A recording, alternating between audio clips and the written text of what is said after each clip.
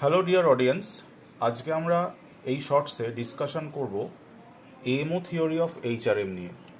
তো এএমও থিওরিতে কি বলা হচ্ছে যে একজন কর্মী যদি দক্ষ হন তাহলেই যে তার পারফরমেন্স ভালো হবে এমনটা নয়।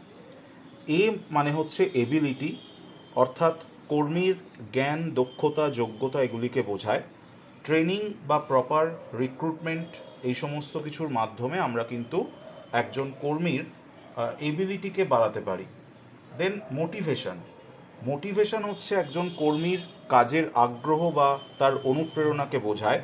তো স্যালারি, ইনসেন্টিভ, রিওয়ার্ড, রিকগনিশন এগুলোর মাধ্যমে একজন এমপ্লয়ির মোটিভেশন কিন্তু তৈরি হয়। এবং তার সাথে রয়েছে ও মানে হচ্ছে অপরচুনিটি, অর্থাৎ একজন কর্মীকে তার যে দক্ষতা সেটা ব্যবহারের সুযোগ দিলে তবেই না তিনি পারফরমেন্স করবেন বা পার্টিসিপেট করবেন। সুতরাং এটা এইচআরএম এর পারফরমেন্স ম্যানেজমেন্টের ক্ষেত্রে একটি অত্যন্ত গুরুত্বপূর্ণ theory. Thanks for watching. Please subscribe to our channel management Bangla. ধন্যবাদ।